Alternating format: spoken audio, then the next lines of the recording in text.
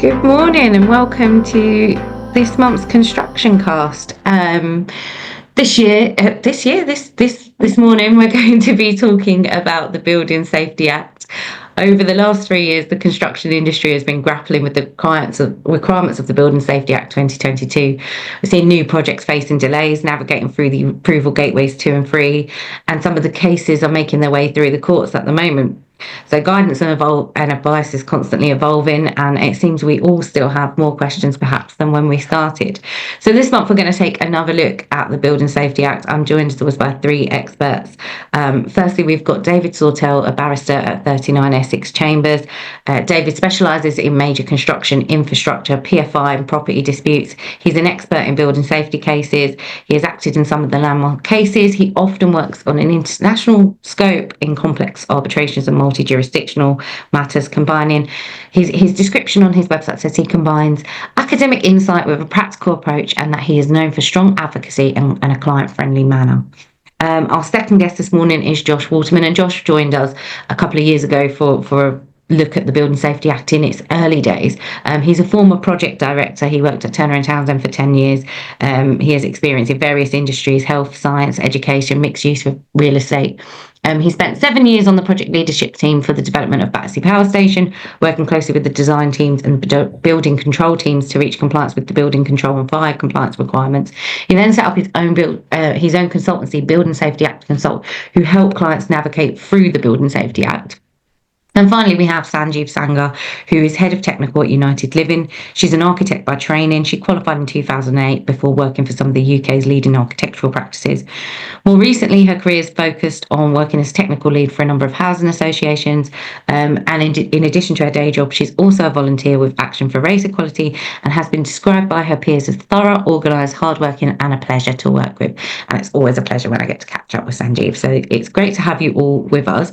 We're going to, as I said, look at the Building Safety Act. So Josh, we're going to start with you. So you joined us about 2 years ago to talk about the Building Safety Act in the early days, when I think it just sort of been published and so on.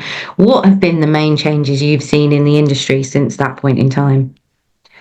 Yeah, so morning everyone. I think it was around spring 23, so obviously a bit before the bulk of the legislation came into force, which was in October 23.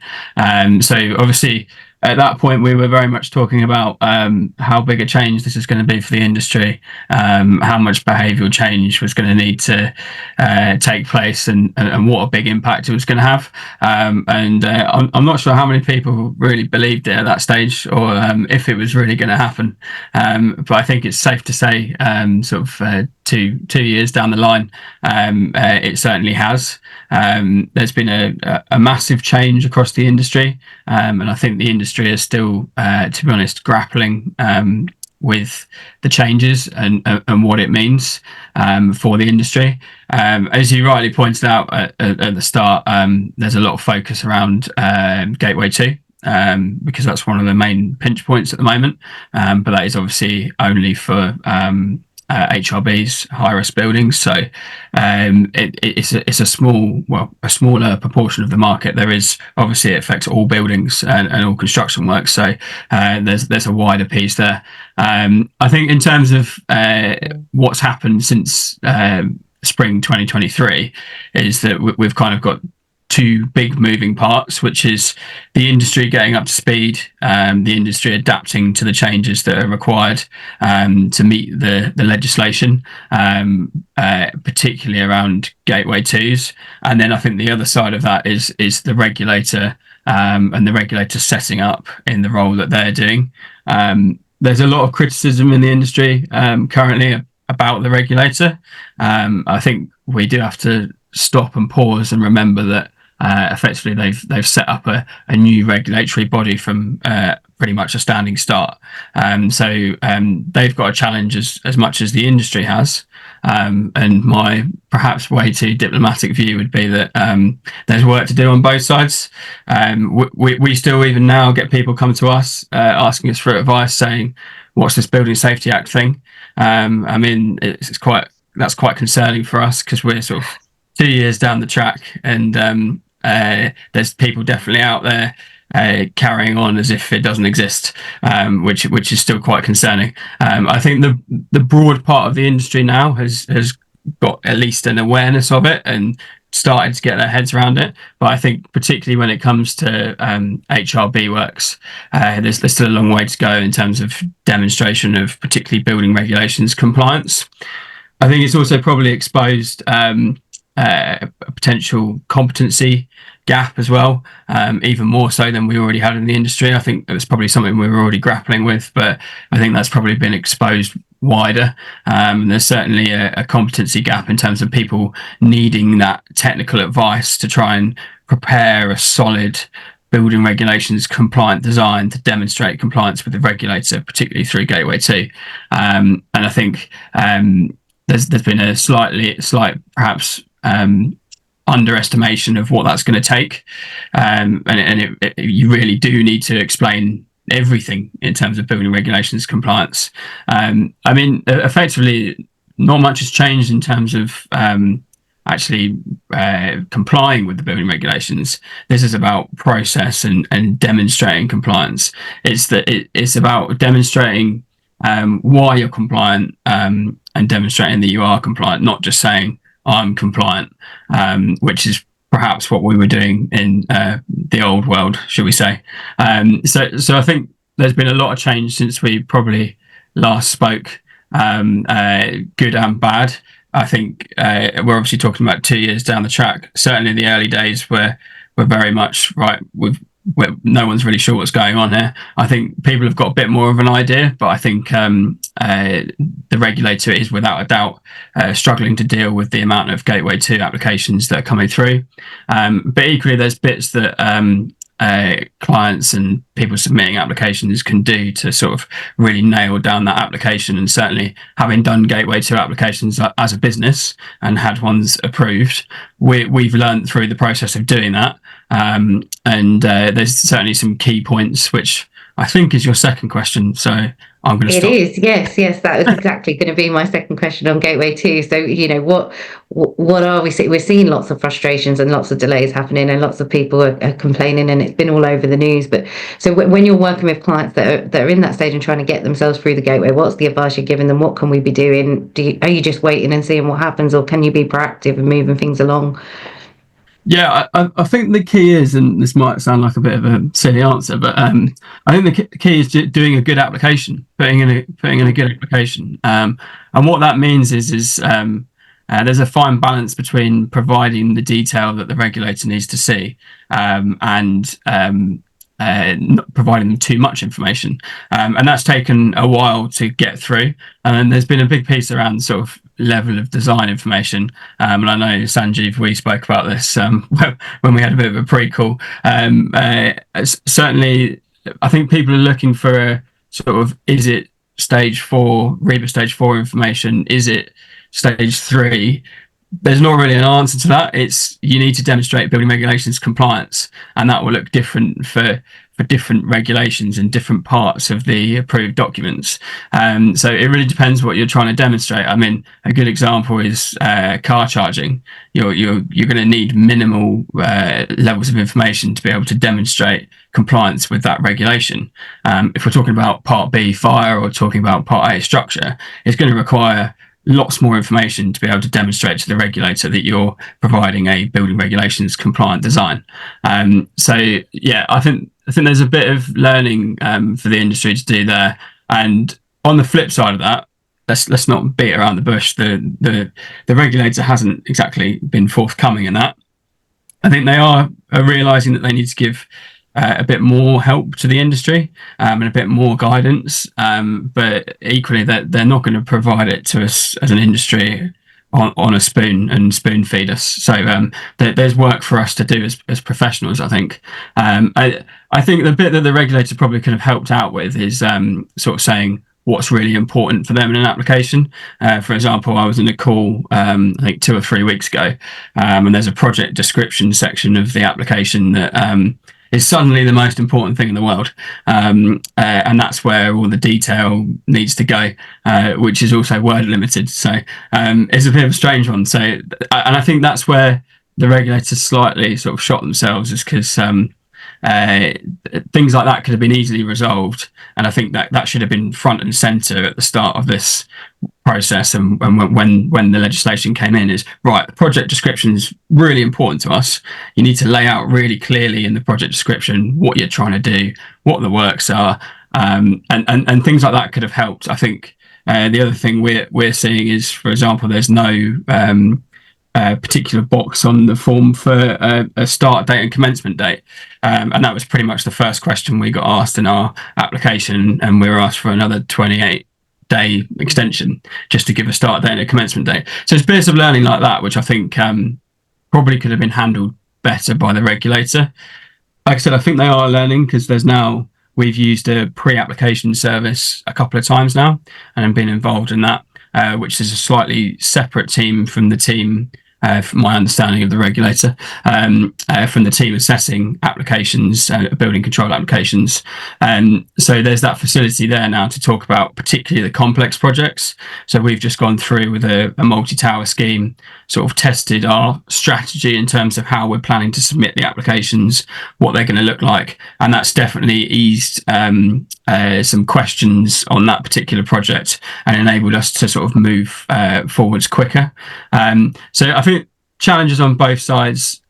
My response would be nail your application. There's lots of people rushing to get applications in so they can say they're in. Sometimes it's better just to take an extra week and just make sure you've completely nailed all the requirements of a Gateway 2 application, to avoid any silly things coming back and potentially wasting time, because again, it will take time for them to come back to you. I think the statutory period for refurbs is 8 weeks, for new build 12. I think the latest average I saw was about 16 weeks response time. I think that's probably, I'd like to see the data behind that, because we've got ones which are sort of up at 30 weeks, that we've had very little input into. So that's kind of where we are. But yeah, work to do on both sides, in my opinion. I think, like I said, the regulator could have made it easier, but equally, as clients and an industry, I think we can help the regulator by being clearer on our applications. Sanjiv, is that ring true with your experience as well? A little bit. I think that if we wanted to look at how the client could help themselves in the process, obviously there's like the delays that we have now, but really they need to look at their program of works that they might have. So when I've worked in HAs, for example, they might separate the kitchen and bathrooms, the roofing, and fire entrance, front entrance doors, maintenance.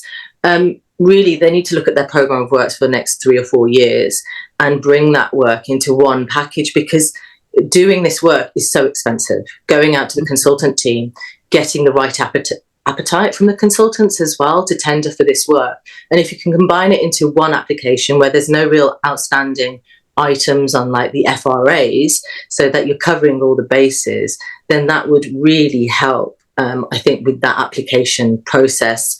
And then with that is, so just basically being a little bit more pragmatic. And we've seen instances where a client might have put in 2 applications for one project for different areas, but really they need to go in as one and be being questioned on that, saying, why is there 2? So I think what will happen is that now we're in that learning curve. Josh has mentioned some people who maybe don't really understand Gateway 2, but the people who are in the process are really kind of learning, and so it will become second nature. But I think when we go into the next couple of questions, we'll kind of go into a little bit more detail.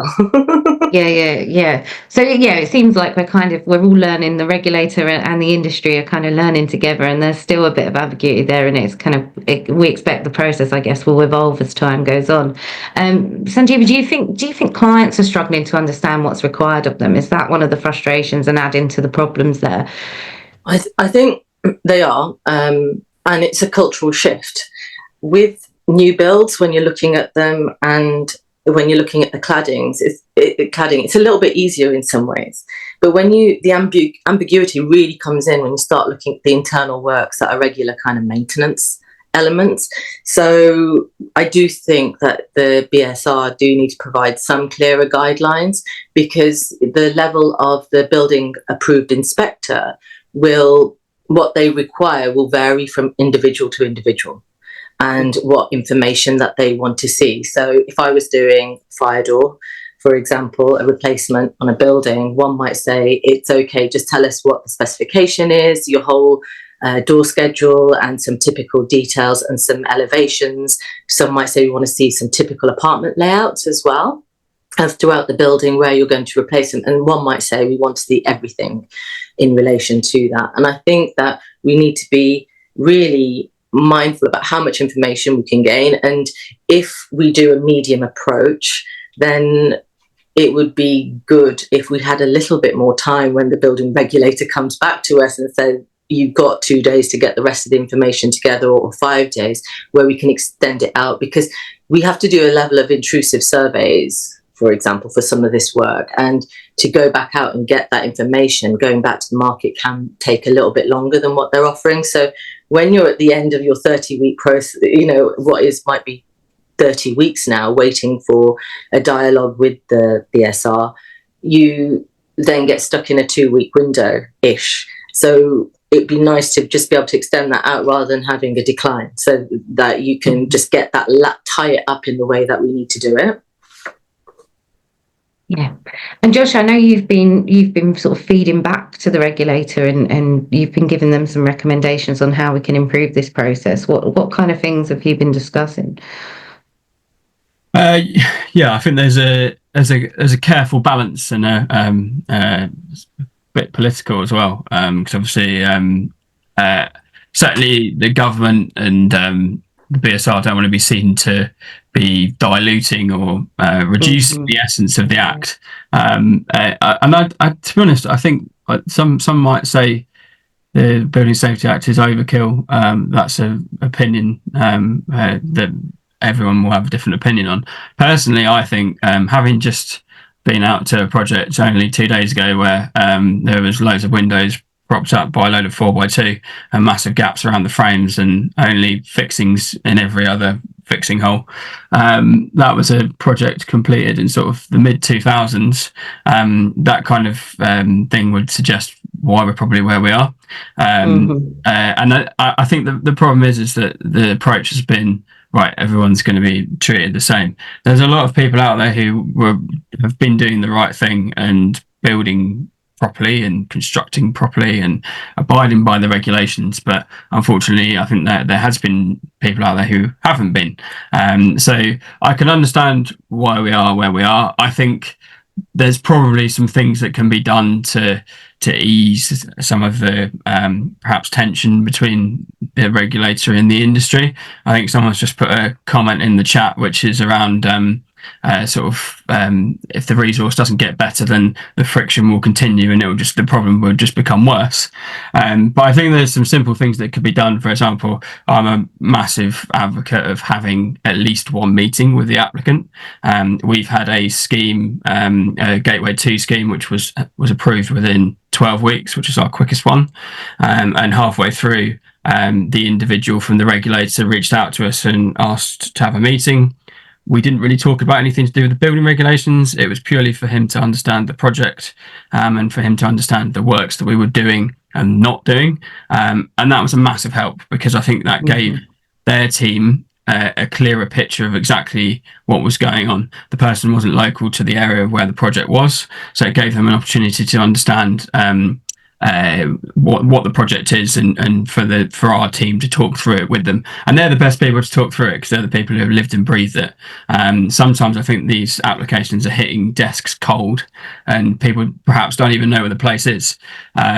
But I think that, again, I think Sanjiv mentioned it, the consistency from the regulator would massively help, because we had that on one project, and then we've had another project where I don't think we had any engagement until the last day of the statutory period. So consistency. I think the other big one is looking at the scope of what's included. A lot of the applications we see that are probably clogging up the system are single flat refurbishments, where people are technically incurring or requiring to submit a Gateway 2 application for what they're doing. I think there's probably grounds to say that could maybe be dealt with by a local authority. Now that might be controversial, but the regulator still has oversight of local authorities anyway and building control, so they can still reach in and stop anything that isn't right. And that might be a better way to go, to even if it's an interim measure, to ease the resource issue so that they can focus on those big schemes that really do need focus and need to be pushed along. That would kind of be my view, and that they're some of the recommendations that we've sort of made back to the regulator.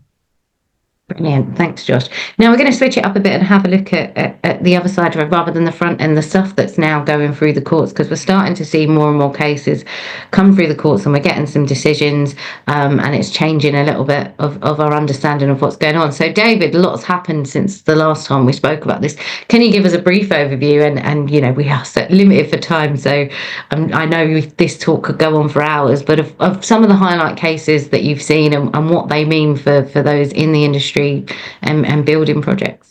Absolutely, and I just want to tie into what Josh said about there being so many problematic buildings from the 2000s in particular, as we change to new cladding techniques, and we're starting to see decisions come through where parties are trying to seek recovery from others, such as developers, but also going out further into the associates of developers as well, and then other parts of the supply chain. So this year we've seen some important decisions on building liability orders and remediation contribution orders. Now, building liability orders are where you try to make the liability of a primary party the liability of their associates as well. Remediation contribution order is where you take a developer or a landlord and you also try to push liability onto their associates. And those are parties who wouldn't normally otherwise be able to bring a claim against, but they are in some way related to the original party. And the biggest case we've had so far this year has been the Vista Towers case again. We had that case in Stevenage for a remediation order last year.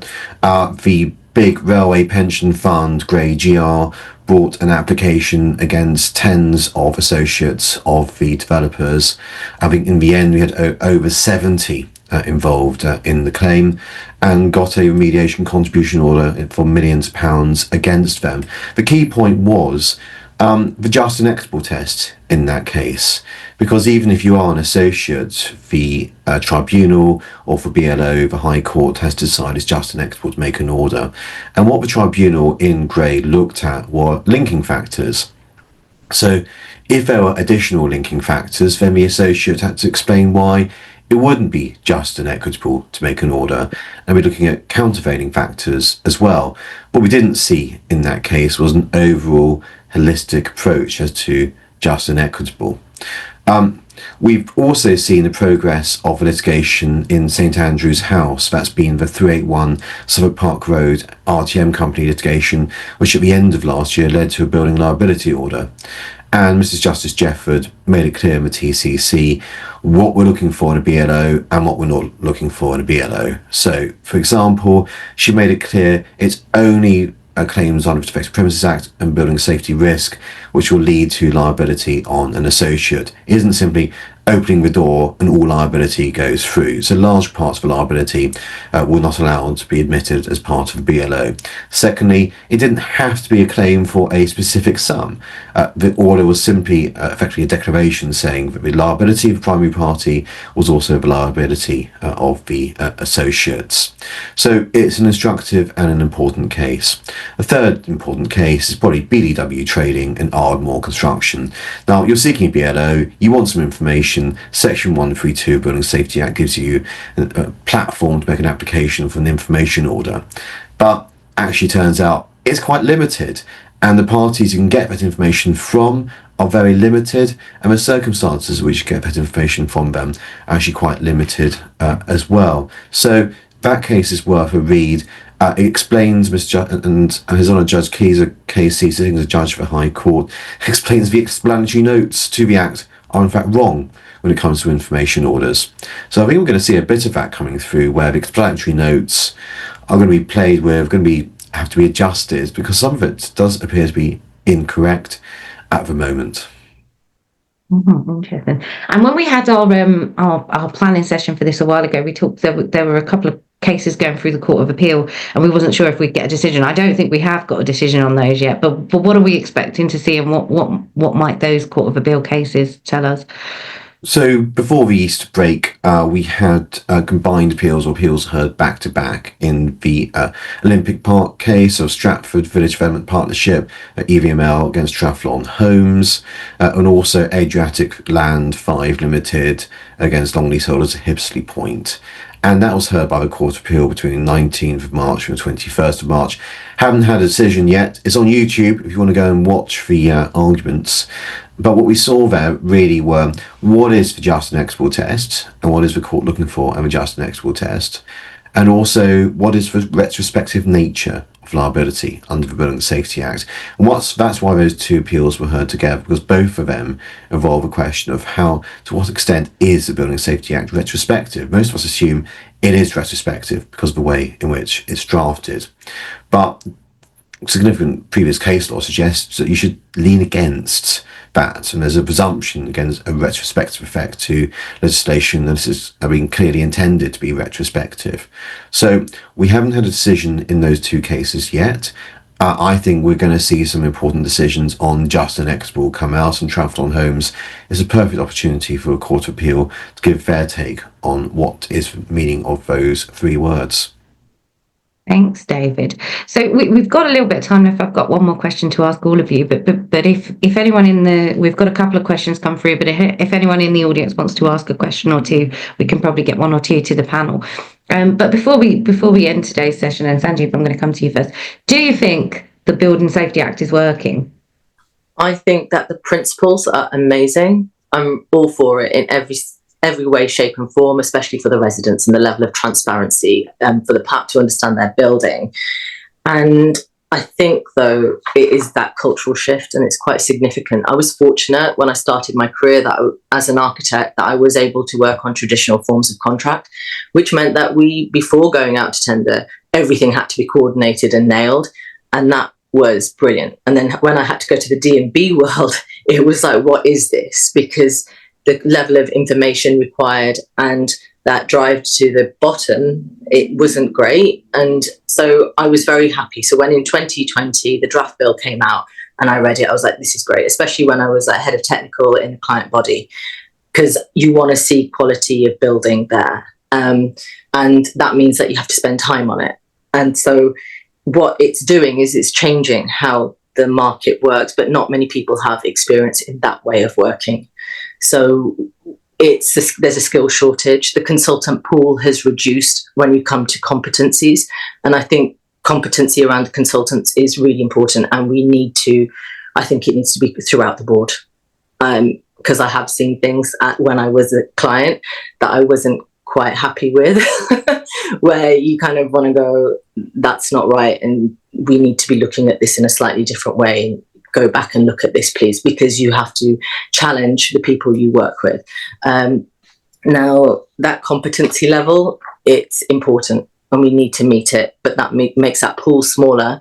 And then you're left with some more substantial kind of companies that won't necessarily want to take on the smaller elements of work for the kind of regular maintenance works. And so there's a challenge there. And then you're kind of looking at framework agreements maybe. And then I think the ability to communicate with the BSR makes it hard. I don't think that helps. And you have a lot of queries to respond to when you get your responses back. And the time that you need to set up the team again and get it going, because they will have moved on, because it's been 6 months or something since they last worked on the project, to get that team back in the room, and with whatever the annual leave they might have, it's not the best. So I think then it gets compounded by the BSR because they haven't really set out their full level of requirements, which need to be tailored a little bit more. Not spoon feeding, but a little bit more advice. And then you've got the client's understanding and what that entails and their roles and responsibility within this, because there's a lot more onus on the clients and they really need to kind of get to that level of understanding of what is required and the information that they need to have about their buildings. So, David, from your perspective, I think the Building Safety Act shows importance of good consultation before making an act. The regime in parts 1 to 4, which they consulted on, worked really well. Apart from the BSR, which you've heard, everyone's having to grapple with because there's no proper consultation about what the BSR was intended to do. Part 5 demonstrates the fact it came to fruition within a few months with no consultation, no proper debate in Parliament, no committee review, and it just comes out and now the courts have to spend the next several years at the appellate level trying to work out what it all means. Thank you. And Josh? Yeah, I completely agree with what both Sanjiv and David have just said. I think it's definitely a good thing, and it needs to happen based on some of the things that I've seen just this week. Is a prime example of what I discussed earlier. I think when I spoke in spring 2023, I think I said at the time it was probably a 5-year process. I'm going to revise that and say it's probably more like an 8 to 10 year process. And it is a fundamental behavioural, cultural, and process change that the industry need to deal with. So it was never going to happen overnight. And I'm going to leave it there because I feel like I've spoken way too much. Brilliant. So we've had a couple of questions in the chat. One asked about, feel free to, if any of you feel like you might want to take this, how might parties seek to allocate the risk around the delays caused by the regulator during the course of the project? Does anyone have any strong opinions on that? I don't know, maybe we need a lawyer who drafts contracts for that one. Or perhaps this question on the staged application, and do you think the staged application could have been used on single buildings to reduce the initial burden on the regulator? Is that something one of you wants to pick up? I could. We're involved in a couple of staged applications, so I can talk about that. Yeah. I can also talk a bit about the risk as well, because obviously we've got live projects which are currently stalled at the moment. I think different people have probably approached it in different ways, and it does kind of depend on which way you're procuring. And by the way, this is a very non-legal perspective. I'll let David do that part. But this is a very practical view. Certainly, we've seen people trying to procure things slightly differently, particularly where they're grappling with a gateway 2. So where you need early trade involvement, we've seen people going out and trying to buy that section of the design off trades earlier, and then sort of just buy that section and not enter into a full contract. We've seen contractors saying we'll only sign the contract when the client receives gateway 2s, and we've also seen sort of where main contractors, again, they've done a design portion, then they've been stood down, and then a delay until such time that a gateway 2 is received. So I think it's probably changing the procurement landscape. I think it's also making procurement very difficult. So for example, we've got one site, it's a multi-use site, it's got residential, office, retail on it. They want to procure it through different contractors, and at the moment the answer from the BSR is one project, one principal designer, one principal contractor. So trying to procure that is raising another challenge. So, but I think what that's creating is it's creating a market where clients are being very cautious. I saw something specifically around build to rent only last week, which was kind of saying that build to rent has dipped, and I'm not surprised, because most build to rent ends up being high rise, particularly in London, and then obviously goes into a gateway 2 process. So I think it's very difficult to manage the risk, but I think the way to do it is to change the way you procure potentially. Sat here as a massive construction management advocate, so I am slightly biased, having been involved in lots of construction management in my career, but I think that's probably the biggest effect. And also the way that design teams are being instructed and procured. I think there's a more focus on clients trying to understand what they need for gateway 2 and what they need to buy from consultants, and what early trade input they need to be able to achieve that gateway 2 application. So that's that. Quickly on stages, I've read the question. Hopefully I get this right. I mean, we're involved in some stage applications where the sites are very complex, and we've had advice from the regulator that that's the route that they would like us to go down. Sometimes for individual buildings, if they're individual buildings on a site, we've been advised that they should be one application per building, and then if it's considered one HRB, then we've gone down the staged route, which has been advised to us by the regulator.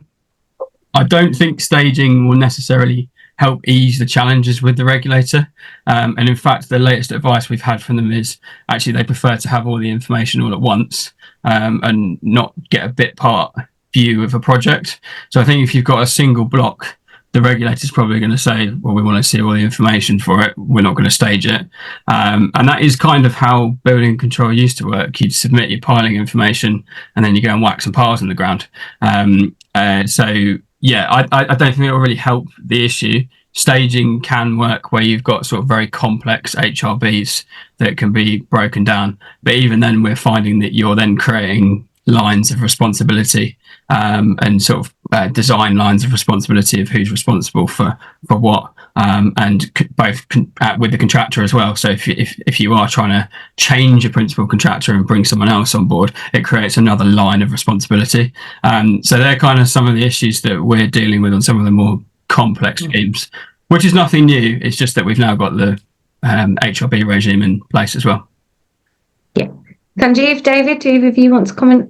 Well, with that, what I'm seeing is that we go out to tender for certain products. Maybe the regulator wants to know exactly what the products are, which is fantastic. But then, because of the delays, that fixed price then increases substantially. So we're so far away at the end of the gateway. If approval is if we get approval and we get to construction, that price has to be evaluated again, and it's not ideal. It's really difficult because you're locked in at the beginning of your application, and then 30 weeks later, maybe a little bit longer, it's going to get revised, and that's the challenge because everyone has budgets as well. Yeah, there's a lot of risk around that.